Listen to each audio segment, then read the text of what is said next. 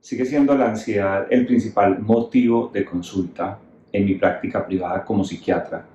Diariamente, del 100% de pacientes que atiendo en un día, puedo decirles que alrededor del 70 al 80% de ellos tienen algún trastorno de ansiedad y concomitantemente con la ansiedad aparece el insomnio como uno de los síntomas más importantes, más relevantes y que más aquejan a los pacientes con trastorno de ansiedad. De hecho, muchos pacientes no consultan por ansiedad, consultan porque no pueden dormir. Y en la consulta empezamos a explorar síntomas y nos damos cuenta que realmente lo que hace que los pacientes no puedan dormir bien, que no puedan conciliar el sueño, que tengan un sueño muy superficial, que se despierten fácilmente, es porque hay un problema ansioso de base que es realmente el origen, el que está causando el insomnio. Dado esto, entonces, tanto paciente con trastorno de ansiedad, tanto paciente con insomnio, estuve revisando las guías que nos muestran a nosotros los médicos cuáles son las recomendaciones más importantes para el abordaje de una patología X y pues estuve revisando puntualmente las guías europeas para el manejo del insomnio y la verdad pues quedé algo, digámoslo así, decepcionado porque realmente no hay nada nuevo que no estemos haciendo hasta el momento y sigue habiendo muchísima controversia con respecto a cuál puede ser el medicamento idóneo, el mejor medicamento para el manejo del insomnio como tal. Entonces, no voy a hablar específicamente de ningún medicamento porque pues, no es mi función ni mucho menos pretendo que ustedes se automediquen, pero sí quería mencionarles algunas características y algunos conceptos que estas guías nos proporcionan a nosotros los médicos para poder prestar una mejor atención y una mejor calidad a los pacientes. ¿Qué les puedo decir en general? ¿Qué dicen las guías con respecto a todos los medicamentos que hay para dormir? En general, todos los medicamentos que se analizan en estas guías, al final terminan diciendo que no hay estudios suficientes para corroborar o para decir que X o Y medicamento puede ser mejor que otro. Y eso es dado porque los medicamentos que nosotros utilizamos para ayudar a las personas a dormir tienen perfiles muy diferentes, tienen mecanismos de acción muy distintos y no todos esos mecanismos de acción van a funcionar igual en un paciente o en otro. Por ejemplo, nosotros los psiquiatras podemos utilizar antidepresivos que tienen un mecanismo en su forma de actuar a nivel cerebral a través de ciertos neurotransmisores, específicamente la histamina, que pueden producir somnolencia, que pueden ayudar a conciliar el sueño. Sin embargo, un antidepresivo está indicado realmente cuando un paciente tiene un trastorno depresivo, un cuadro depresivo mayor o un cuadro ansioso. Entonces, en las guías, la recomendación es no utilizar un antidepresivo únicamente con el objetivo de que el paciente duerma. Sin embargo, y siendo honesto con ustedes, nosotros pues, en la práctica diaria, muchas veces ante la queja del paciente y ante el perfil del paciente, muchas veces utilizamos antidepresivos, como les digo, que tengan esa acción hipnótica, por ese bloqueo de la histamina, de ese receptor específicamente en el cerebro, y pues en muchos pacientes termina siendo una buena opción.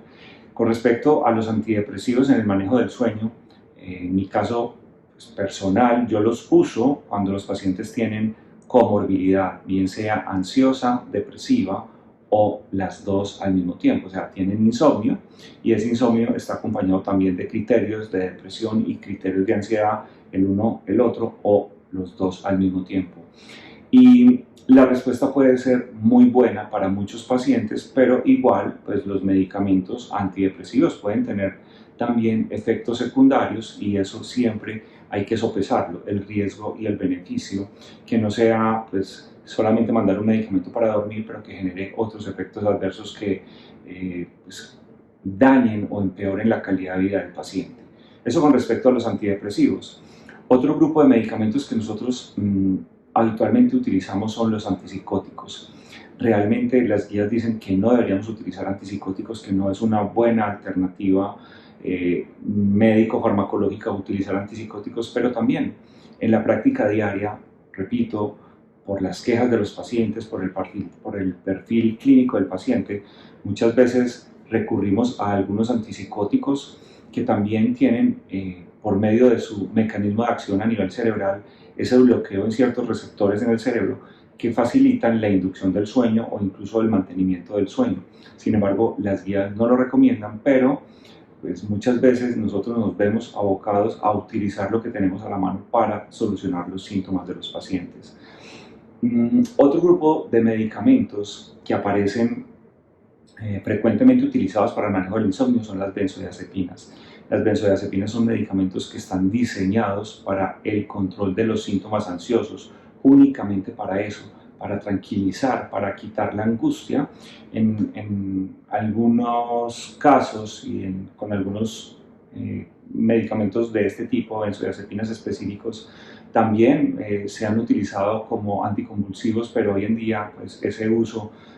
ya no se tiene muy en cuenta. Básicamente las benzodiazepinas siguen siendo utilizadas para el manejo de la ansiedad,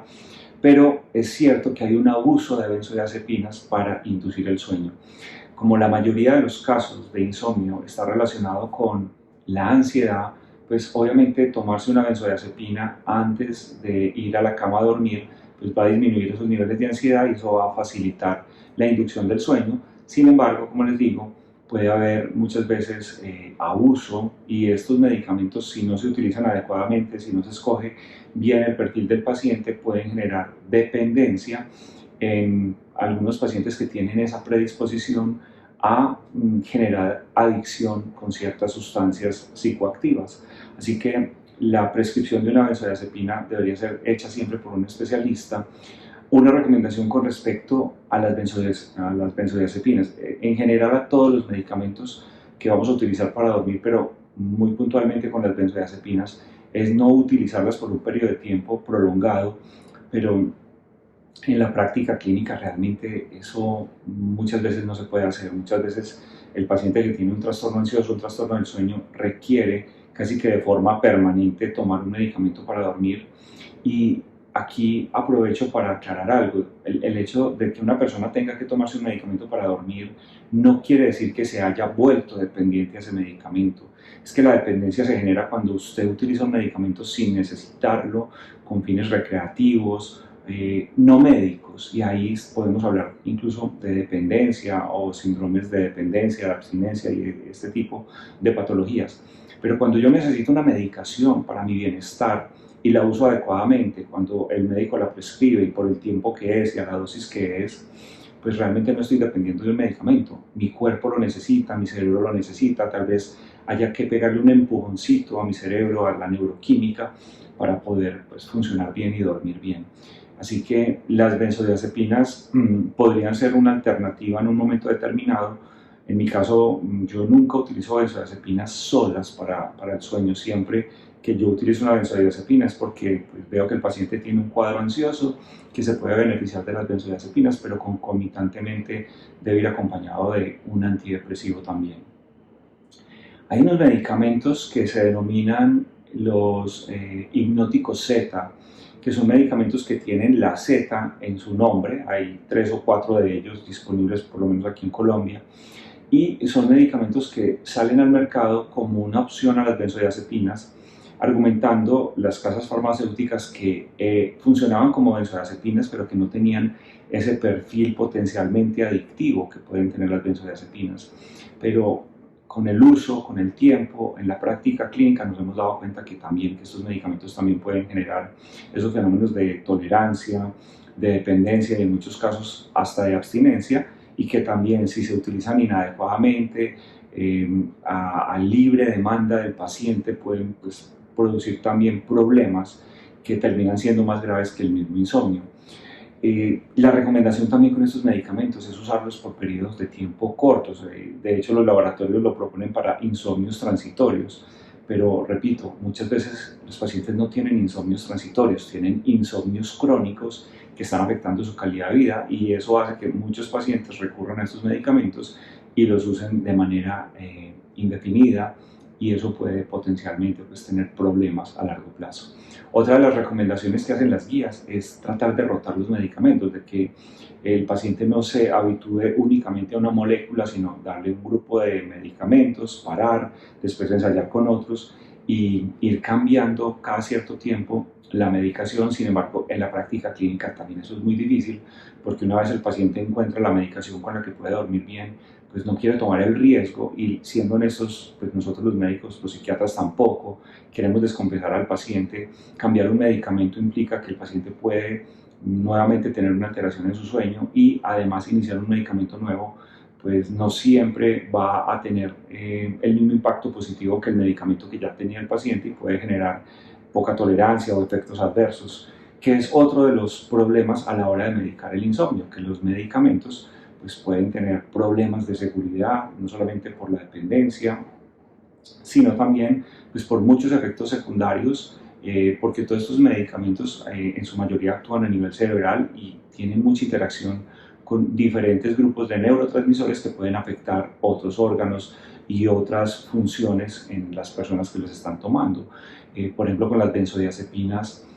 se ha asociado muchísimo el riesgo de caídas, sobre todo en pacientes que son ancianos y que toman este tipo de medicamentos, y asociado a estas caídas, fracturas de cadera, que en un paciente mayor puede ser pues, potencialmente mortal. Entonces, con respecto a los medicamentos, no les puedo decir que haya un medicamento ideal. Yo sigo sosteniendo que la principal causa de insomnio es la ansiedad, y que lo más importante es tratar la causa y no el síntoma, o sea, tratar de manejar adecuadamente lo que esté generando la ansiedad, bien sea el trastorno como tal bioquímico del cerebro, o todos esos factores satélites que puede tener cualquier persona en la vida, problemas económicos, problemas de salud, problemas de pareja, que pueden estar incidiendo en la sintomatología ansiosa y específicamente en el trastorno del sueño. Eso con respecto a los medicamentos. Pero hay una cosa que me llamó muchísimo la atención de esta guía, y es que sigue apareciendo la terapia psicológica como la primera alternativa, como una de las más interesantes, de las más importantes tal vez, específicamente la terapia cognitivo-conductual, donde hay una serie de recomendaciones relacionadas con la higiene del sueño, con ejercicios de respiración, de meditación, de relajación muscular, que pues, han demostrado a lo largo del tiempo que tienen un impacto favorable a la hora de conciliar y de mantener el sueño. Y en ese orden de ideas, yo quiero hoy recomendarles este video. Es una técnica que aprendí en la universidad en mi posgrado de psiquiatría. Se llama relajación muscular progresiva de Jacobson. Jacobson pues, fue la persona que la diseñó, que la inventó. Y es una técnica que la podemos hacer en la cama para relajar nuestro cuerpo, relajar nuestros músculos, relajar nuestra mente, y de esa manera inducir un sueño de manera natural mucho más fácilmente, y que puede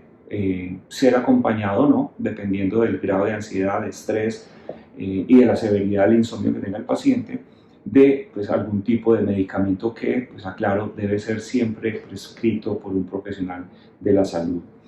Entonces les recomiendo nuevamente que vean este video, que lo escuchen inicialmente. Es una rutina que uno debe aprender a hacerla, debe coordinarla. A través de este video la pueden hacer de forma guiada, y posteriormente, cuando ya con el tiempo, con la práctica, la aprendan a hacer, pues la pueden hacer ustedes solos sin necesidad del video, del audio. Pero inicialmente escúchenla y pónganla en práctica varias veces hasta que se familiaricen con la técnica y la puedan hacer de forma adecuada, y estoy seguro que va a ser una herramienta muy útil para que puedan conciliar más fácilmente el sueño. Con respecto a la ansiedad, acuérdense, meditar, si nos entrenamos adecuadamente, No en periodos cuando estamos ansiosos, porque uno no debe meditar cuando está ansioso, pero si nos preparamos, nos entrenamos en técnicas de meditación, de control de pensamientos, de respiración, pues todo eso nos va a ayudar a tener una vida más tranquila, a bajar los niveles de estrés, de ansiedad. Las técnicas de respiración son muy importantes. Por ejemplo, también acá en el canal les recomiendo este video. Es una técnica de respiración que se llama respiración 4-7-8, que me puede ayudar a inducir más fácilmente el sueño ya cuando estoy en la cama. Entonces, la terapia cognitiva conductual sigue siendo una recomendación muy importante según las guías de manejo de insomnio. Medicamentos o sustancias no necesariamente farmacológicas, más de tipo naturista, como la valeriana, la hierba de San Juan y todas estas goticas, pues no estoy en contra de ellas, pero en las guías nos dicen que realmente no tienen un impacto importante, que no son pues como muy útiles, aunque en la práctica clínica todos conocemos a alguien que se toma sus goticas de valeriana y dice que con eso duerme perfectamente, o también con algunos medicamentos homeopáticos. Entonces, pues cada quien, si usted encuentra en estas sustancias cómo aliviar su insomnio, pues bienvenido. Una cosa que quiero recalcar que aparecía en las guías, que lo mencioné en un video anterior con respecto al insomnio, es que los estudios del sueño nos sirven para evaluar el insomnio. Los estudios de sueño sirven para otras cosas, para las pesadillas, para las piernas inquietas, para los terrores nocturnos, para el sonambulismo, pero propiamente para el insomnio no va a servir. Y me llamó la atención que la guía decía que los pacientes pedían desesperadamente un estudio del sueño y que pues, generalmente lo que les van a decir es que aparece el ronquido y que les van a mandar una máscara para que puedan dormir, el CPAP, que es una máscara de ventilación positiva, de oxígeno a presión, que evita que el paciente tenga las apneas en la noche,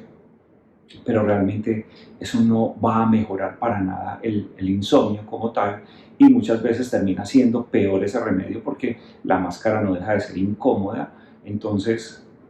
pues recalco eso, las polisomnografías, los estudios de sueño, no están indicados propiamente para el insomnio. Y por último, pues también aparece en las guías la melatonina, esa hormona que pues, las personas recomiendan tanto a la hora de dormir. Para mí está muy claro, la melatonina tiene unas indicaciones muy precisas, no propiamente para el insomnio, sino para las alteraciones en el ciclo circadiano, cuando las horas de sueño se corren, cuando hago un viaje intercontinental y se presenta ese fenómeno del jet lag, ese trastorno del sueño por el cambio de los usos horarios. Ahí está muy bien indicada la melatonina, y pues para un insomnio como tal la melatonina realmente pues no hemos visto muy buenos resultados. Sin embargo, en las guías mencionan que la melatonina puede ser una primera elección para el insomnio, pero sí hacen una salvedad, y es que la melatonina tiene que ser una melatonina de larga duración. Entonces, estas melatoninas que conseguimos en tiendas naturistas, en forma de gomitas, que a veces ni siquiera sabemos qué calidad tienen o cuántos miligramos tienen, pues no es la alternativa más idónea para el manejo del insomnio. Entonces, ya saben, siempre lo ideal para mí es encontrar el origen de los síntomas, ir al núcleo del problema y pues si requiero la ayuda de algún medicamento para dormir, que sea una persona idónea, una persona capacitada, la que determine cuál puede ser la mejor molécula para mí, teniendo en cuenta que pues hay muchas alternativas, pero que esas alternativas también pueden tener diferentes perfiles con efectos secundarios diferentes, y que dependiendo de cada paciente pues habrá que escoger la mejor alternativa. Ese era el mensaje que tenía para ustedes el día de hoy. Los invito a que se suscriban al canal, a que le den activación a la campanita para que cada vez que publiquemos un video les llegue directamente y no se lo pierdan. También a que compartan la información de todo lo que estamos publicando en el canal periódicamente con las personas que ustedes creen que se pueden beneficiar del contenido del mismo. Como siempre, les envío un abrazo muy fuerte y cuídense mucho.